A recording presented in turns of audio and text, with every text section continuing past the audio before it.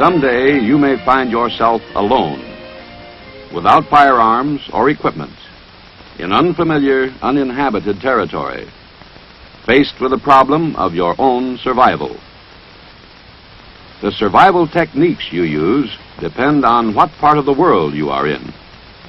In this film, we are not concerned with the Arctic or the tropics, but rather with the North Temperate region, roughly that area located between 45 degrees and 70 degrees north latitude. This area includes a wide variety of different survival conditions, but the variations correspond in similar regions around the world. Certain animals and plants are common to corresponding regions. This film will show you how to recognize, procure, and prepare animals and plants for sustenance in the wilderness. First, you must recognize things that are good to eat. Most plant life and vegetation is both edible and nourishing. Wild berries and fruits are easy to recognize as wild relatives of those with which you are familiar. Edible nuts are the most sustaining of all forest foods and are found throughout the world. The inner bark of trees, like poplars, birches, willows, and some species of pine, is edible. Don't overlook mosses and lichens like this, sometimes called Spanish moss. Roots and herbs are one of your most important food sources. Look for young ferns in shady, wooded areas.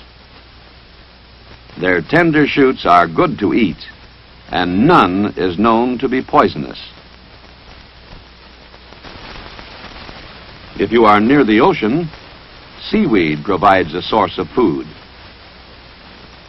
And further inland, in freshwater lakes and ponds, you will find many edible water plants. Do not eat mushrooms because it is extremely difficult to distinguish the poisonous from the edible varieties. Remember, if you are in doubt about the edibility of vegetation, eat what the birds and small animals select for themselves.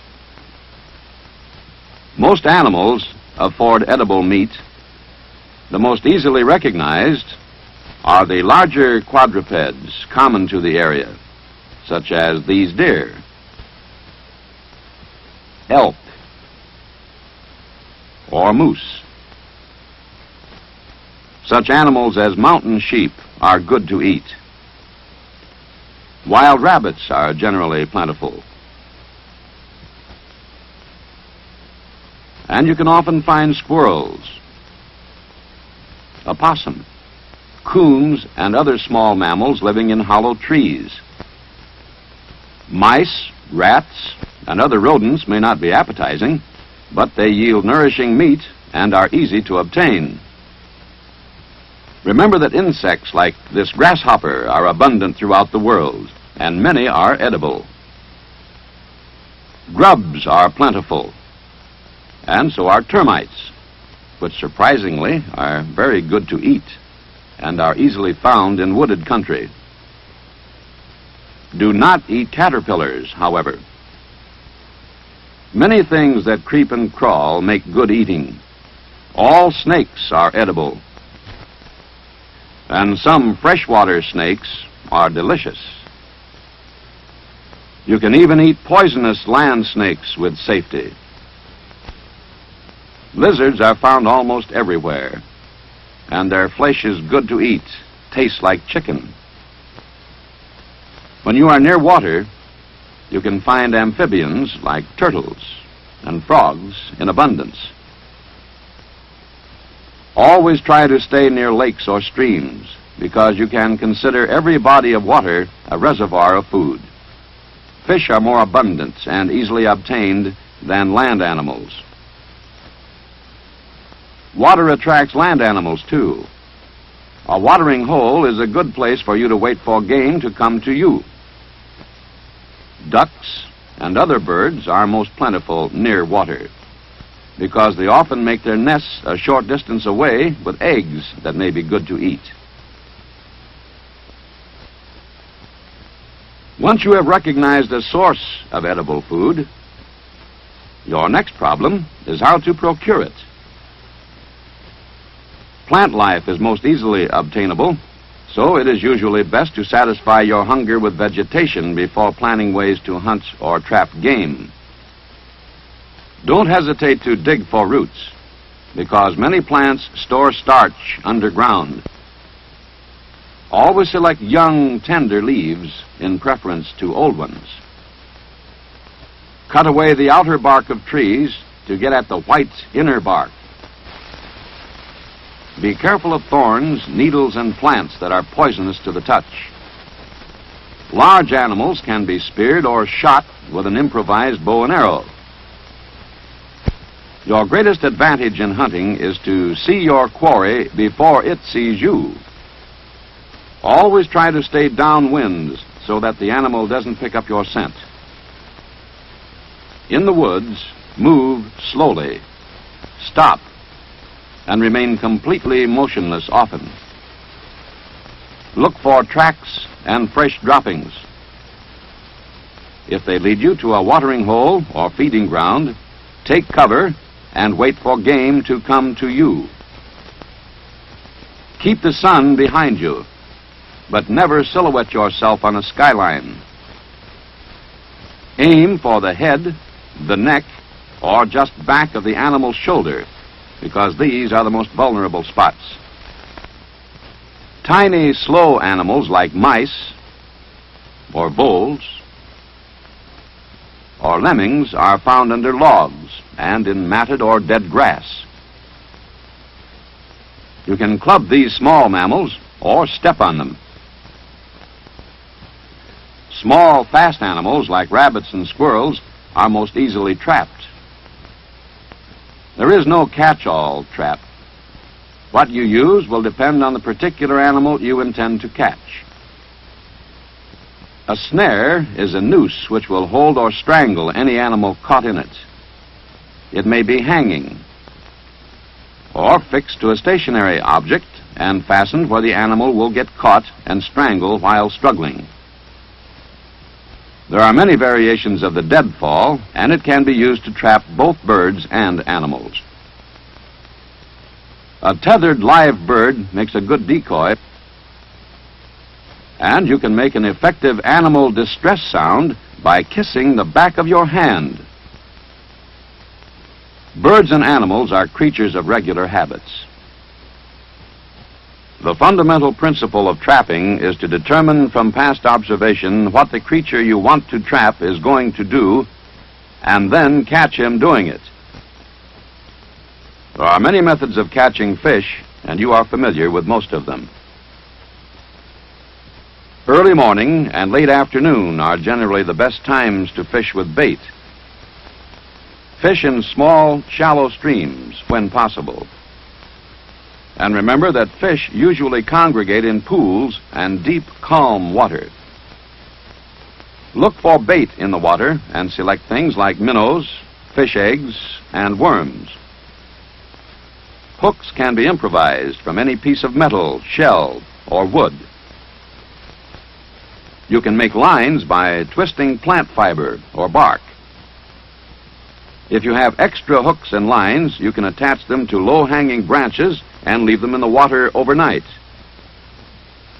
You can reach under rocks or undercut banks and catch fish with your hands. Or improvise a scoop net from your clothing or any other material. Where fish are large and numerous, spearing works well. Use any straight sapling with a hard core and harden the point by lightly charring it in the fire.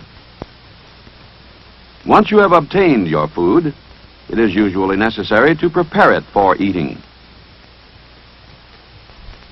Some food, such as these nuts, can be eaten raw, but most things taste better and are safer when cooked. Remember, the best cooking is done over a bed of glowing coals, not a flame. Without utensils, your best cooking methods for meat and fish are roasting or broiling, or baking in a pit, or wrapping with clay or leaves.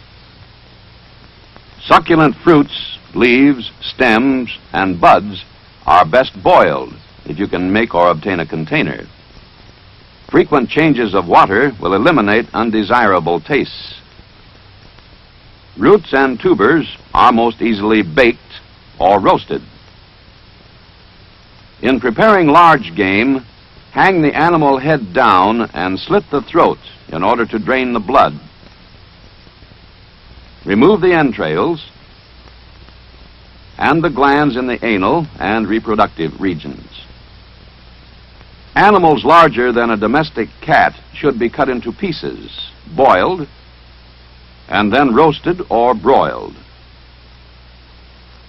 All meat should be broiled as quickly as possible. Slow roasting makes tough meat tougher. Always cut meat into small pieces before cooking. Small animals and birds may be cooked whole or in part. If you have fruit, stuff first and then bake or roast. Fish can be roasted on a grill of green sticks or baked in leaves and clay. You can roast frogs, small snakes, and salamanders on a stick. Insects can be fried, boiled, or roasted, but are best disguised by boiling in a stew containing other foods. You can boil eggs with a shell on and carry them for days. Eggs are the safest of foods, and you can eat them at any stage of embryo development. Remember this rule: never eat raw, freshwater fish. If you are near the sea and obtain shellfish, clean them by soaking them in water overnight. Save the water you use to boil plants and herbs. It makes good broth. You have seen some methods of recognizing, procuring, and preparing food. Keep in mind two basic rules. First, when in doubt, eat what the birds and animals eat. Second, cook all meat and fish to kill flukes and other parasitic worms which can do you much harm. Birds, animals, and plants are plentiful in temperate areas around the world. And since no birds or mammals are poisonous to eat, you can live off the land with ease in the North Temperate region.